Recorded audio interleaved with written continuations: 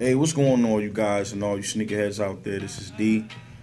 Basically, this is not a review because I'm pretty sure that you guys have seen this shoe reviewed so many times. You basically know the aesthetics of the shoe, what it's made out of, why it came out, whatever the case. This is basically just me sharing my thoughts of what I think of the shoe, why I copped, and some thoughts and feelings about who the shoe was marketed to and who should and shouldn't buy it and all these different things. So basically I'm talking about the Air Jordan 1 Satin Shattered Backboard. Alright, this is my size. Well, really this is a women's size 12, which translates to a 10 and a half in men. So men who basically wear 10 and a half in our sizes, we can fit these. Now, I was one of those individuals who originally slept on the first leather shattered backboard shoes because at the time I wasn't into it. Wasn't that, I hated Air Jordan 1s. They just didn't have the same look that I felt like, the Tinker Hatfield look, of dope shoes. Like my favorite shoes at the time were 11s and 5s, and they still are. But now, Jordan 1s, I'm kind of, keen of them right now, man. I really love them. But back in 2015, when the original Shattered Backboards came out, I was planning a trip to South Africa. And I wanted a dashiki to kind of, represent, hey, the fact that I have, lineage, towards Africa, towards the motherland, but also, a dashiki represent where I was born and raised. I was born and raised in Baltimore, Maryland. Now, if anybody knows, it's not Boston, I mean Maryland, Baltimore. If anybody knows anything about Baltimore and the team, the Baltimore Orioles, you would know that this is our colors of the team, which, I say my city's colors, when really it's the Orioles, it's the baseball team colors that represents my city.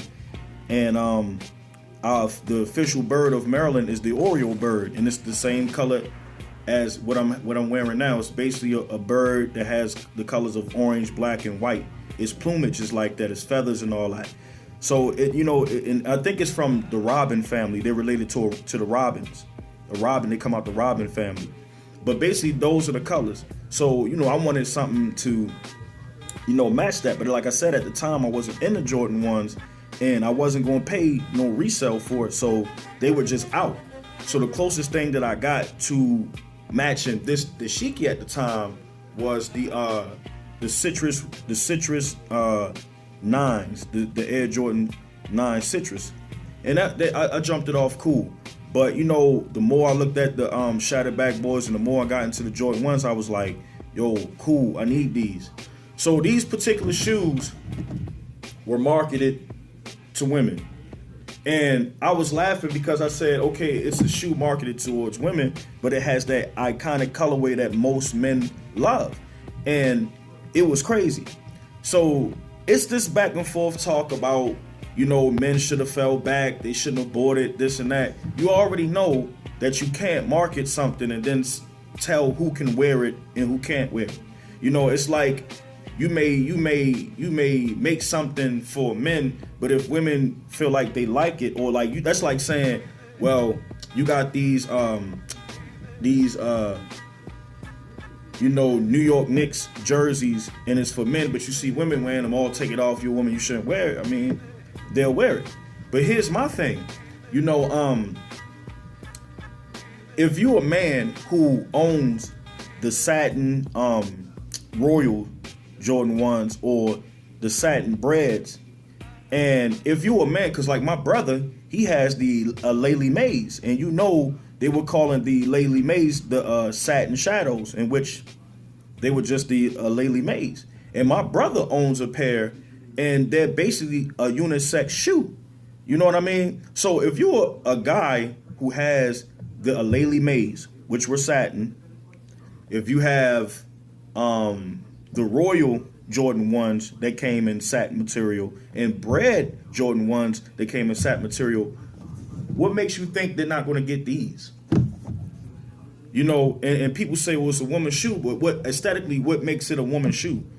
To me, outside of it being marketed to women and it being cut a little smaller. Because even my real 10.5 shoes, when I compare it, it does seem like a smaller cut, but it fits me just like my 10.5. So like I said, I basically bought these because I feel like they dope. Jordan 1s are dope. They're easily one of my favorites now. They weren't back then. But it's a classic, comfortable shoe. And I'm going to tell you, I was born in the 80s, so I like those like 80s satin starter jackets, and the same material in this satin shoe, that's the same material that's on that jacket. Matter of fact, when you see the Oreo bird on that starter jacket, it's satin. The word Oreos and Baltimore is in a satin orange, so I feel like it matches this perfectly. Like I said, on to the controversy of it, men wearing women's shoes and this and that. Like I said, I grew up, girls that played basketball, they always wore men's Jordans. It's nothing new.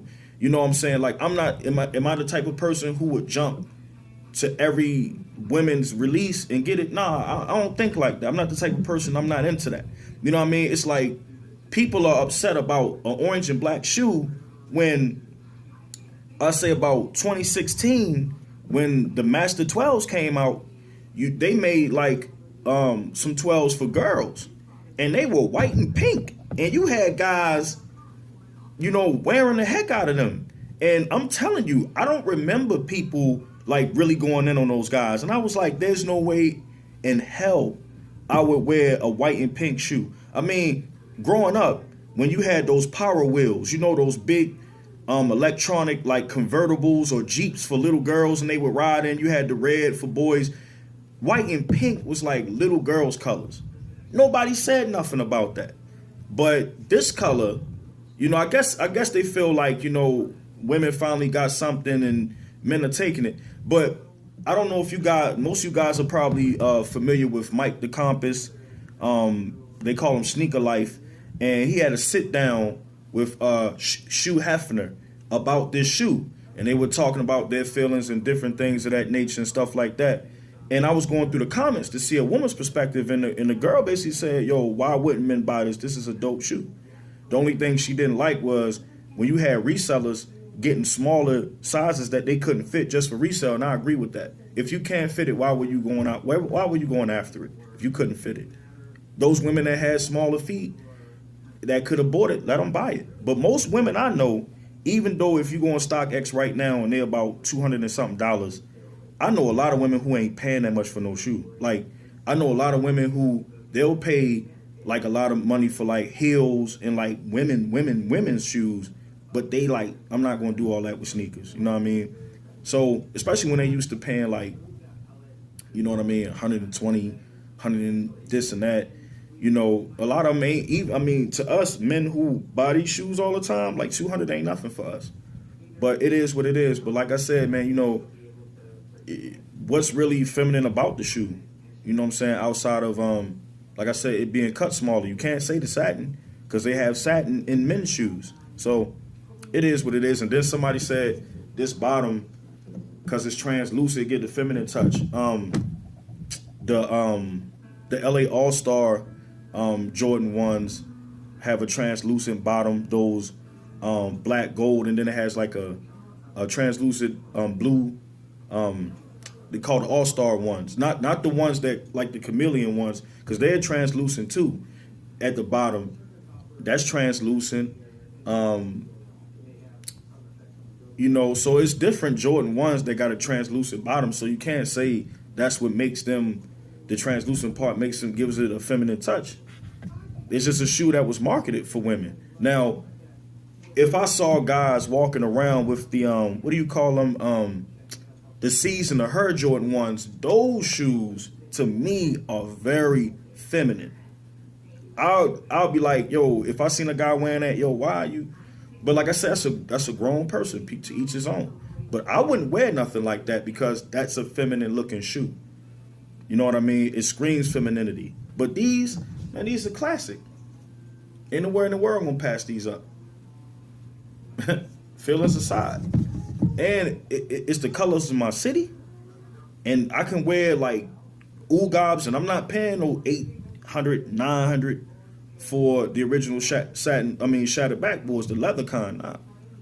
Not even for the reverse. You know, so these are dope. I got these off of StockX for about 5 something, 6. Cool. So you guys cool it. There's some more dope stuff coming out this year. You better believe it. And yo, keep copping, keep styling. I currently live in Atlanta now, but when I go back home to Be More, best believe I'm be stomping the knees. Peace out, y'all.